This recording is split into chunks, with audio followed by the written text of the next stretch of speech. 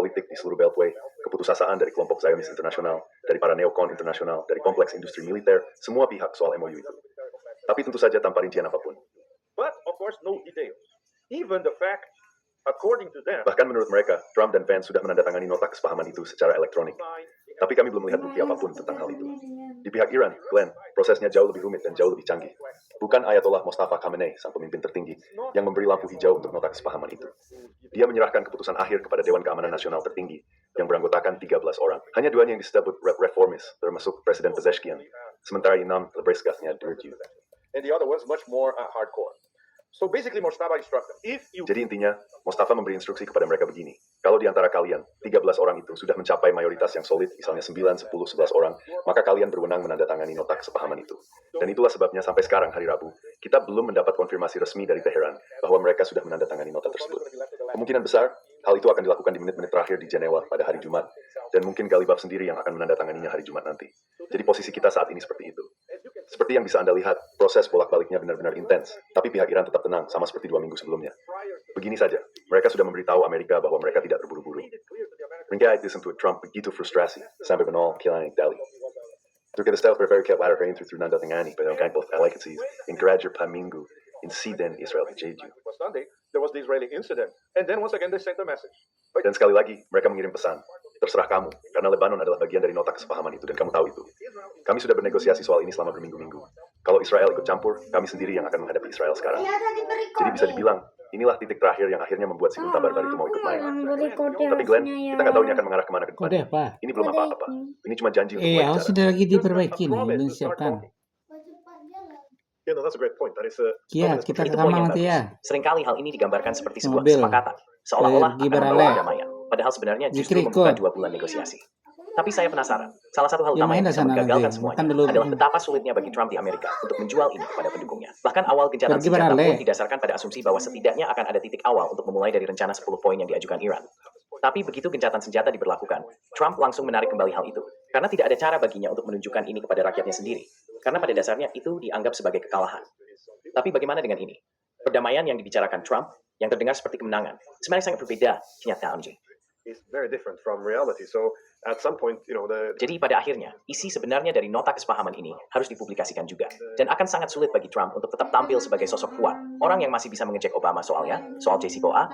Ketika kenyataannya kalau dilihat dari semua ukuran, ini adalah kemunduran besar bagi Amerika Serikat. Semua terlihat baik-baik saja, tapi tidak satu pun dari tujuannya tercapai. Dan Iran jelas akan keluar sebagai pihak yang diuntungkan besar di sini. Jadi bagaimana Trump bisa berbicara kepada para pendukung garis kerasnya, kepada semua orang di lingkarannya. Dan pada dasarnya, mengakui bahwa perang ini adalah kegagalan besar. Persediaan kita terkuras habis. Posisi kita sekarang jauh lebih lemah dibanding sebelumnya. Dan Iran justru akan menjadi jauh lebih kuat. Padahal sejak hari pertama, dia menggambarkan perang ini sebagai keberhasilan besar. as a big success ever since day one. Well, he does that, Glenn, by twisting a narrative. Ya, dia melakukan itu, Glenn. Dengan memelintir narasi, menciptakan narasi baru. Melupakan narasi sebelumnya, bahkan melupakan apa yang dia katakan sebelum dia mengubah narasinya. Itulah cara dia bekerja. Jadi ada 3 tahap baginya untuk menyebut ini sebagai kemenangan. Dan sekarang kita sedang berada di tahap itu. Intinya dia bilang bahwa minyak akan mulai mengalir lagi lewat Selat Hormuz hari Jumat ini. Yang sebenarnya sama seperti situasi 3 bulan sebelum dia memulai perang pada tanggal 28 Februari. Jadi dia menjual ini sebagai kemenangan. Sekarang kita tidak punya masalah lagi dengan minyak. Pasar minyak puas, pasar obligasi juga puas, semua berkat dirinya. Dan dia bilang hal itu lagi kemarin di Evian, tidak jauh dari tempat saya sekarang. Yesterday again in Evian, not far from where I am. I didn't even bother to go there because Saya bahkan nggak repot-repot datang ke sana, karena itu benar-benar buang-buang waktu. Dia benar-benar bilang kemarin, saya mengakhiri 10 perang kemarin. Nggak Glenn, ini bukan lelukon. Dia benar-benar bilang begitu di depan semua orang, termasuk para tamu. Yang menarik banget, ada 4 negara BRICS yang hadir di Jeju sebagai tamu. India, Brasil, Mesir, dan Uni Emirat Arab. Jadi Jeju itu lagi putus asa. Mereka harus mengundang BRICS ke pertemuan mereka supaya nggak makin kelihatan nggak relevan. Lalu dia juga bilang, saya bosnya. Dan itu ke ruangan, semua orang di sana menatap dia, dan dia bilang, saya bosnya. Mereka semua tertawa, tapi dengan canggung. Karena mereka tahu memang dia bosnya. nervously because they know he is the boss.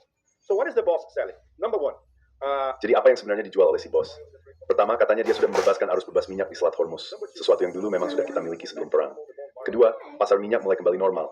Pasar obligasi juga mulai stabil lagi. Jadi, katanya misi sudah tercapai, bahkan tanpa harus naik ke kapal induk seperti si Wei dulu. Dan yang ketiga, dia sedang bermain dengan waktu. Itu bagian yang paling penting. Dia sedang membeli waktu. Tidak ada yang tahu untuk apa tepatnya. Intinya, untuk mempersenjatai kembali Amerika Serikat. Karena perang bisa saja dilanjutkan kapanpun setelah pemilu paruh waktu. Tidak akan ada kelanjutan perang sebelum pemilu paruh waktu. Dia ingin melakukan pengendalian kerusakan terhadap modal politiknya menjelang pemilu itu. political capital in the run-up towards the midterms. So he can sell these as a victory. Jadi dia bisa menjual ini sebagai sebuah kemenangan.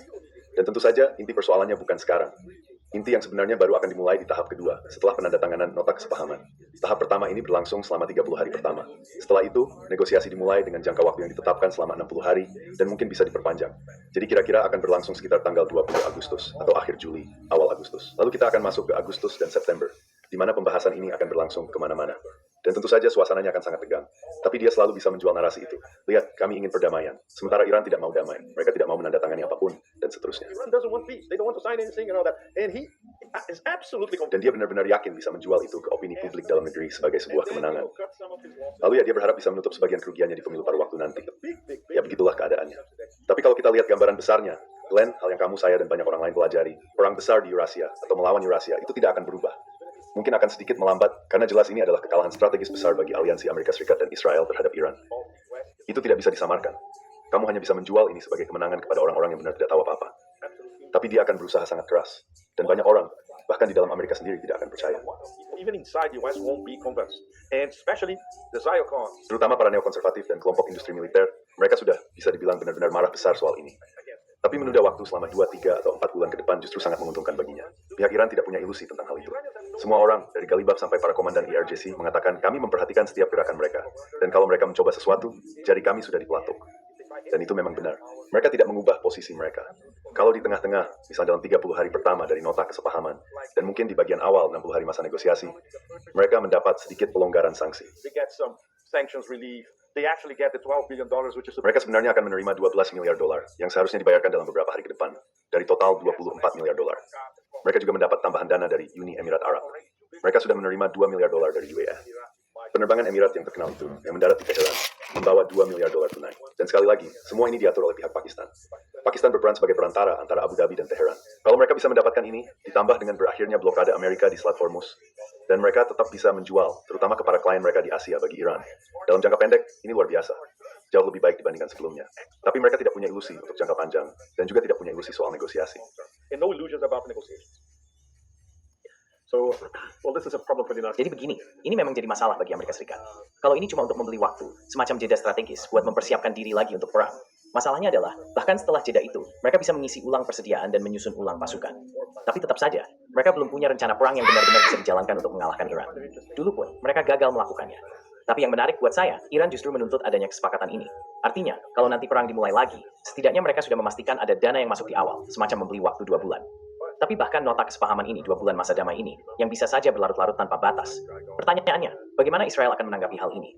How would the Israelis respond to this? Though? Because as you said, the Iranians are Karena seperti yang Anda bilang, Iran sangat jelas menyatakan bahwa mereka menganggap Lebanon sebagai bagian dari hal ini.